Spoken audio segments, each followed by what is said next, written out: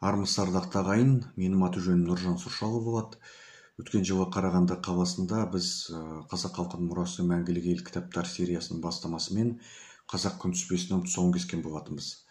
Аталған күнтізбені шығарудағы мақсат ұлттық құндылықтарымызды жастарға насихаттау.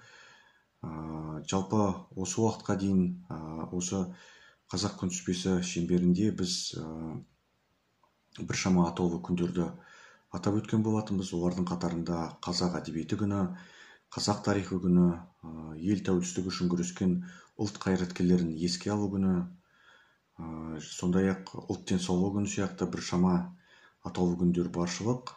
Жалпы енді алдымызда келе жатқан 9 сәуір күні ол біздің асыл қазынамыздың бірі, мемлекеттік тіліміз қазақ тілі күні болып белгіленген осы күнтізбеде. Сондықтан да осы мемлекеттік тіліміздің абыройын асқақтату мақсатында мен осы қазақ тілі күніне орай ән айтудан, күй тартудан, өлең оқып, мақал айтудан эстафета жариялауды жөн көрдім.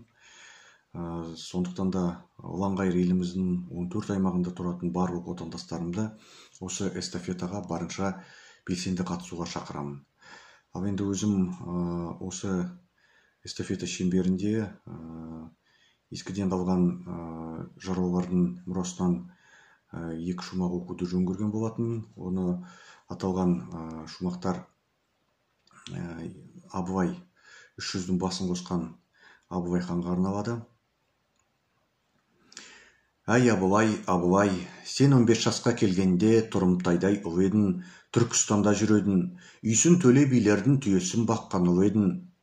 Дәл 20-ға келгенде Ақсұңқар құстай түледің, табанын тасқа тимеді, 300-дің атының басын бір кезең кетіредің. Ал енді құрметті отандастар, барлықтарыңызды осы эстафетаға барынша белсенді қатысуға шақырамын.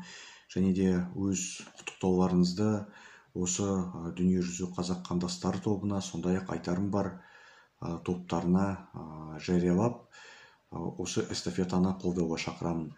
Сондай-ақ осы эстафеталарға барынша белсенді қатысып, көрермендер тарапынан барынша лайк жинаған әрбір қатысушыға, алғашқы 3 орынға ие болатын қатысушымызға қазақ халқының мұрасы кітаптар сериясының атынан осындай арнайы жүлделеріміз бар. Бұл қазақ тарихына арналып шығарылған анықтамалық және жаңағы өзім айтқан мынандай қазақ күнтізбесі жүлдесі тағайындалады. Сондықтан барлықтарыңызды осы эстафетаға барынша белсенді қатысуға шақырамын.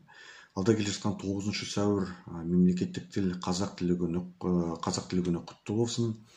Тіліміз жасап өркендей берсін. Мерекелеріңізбен.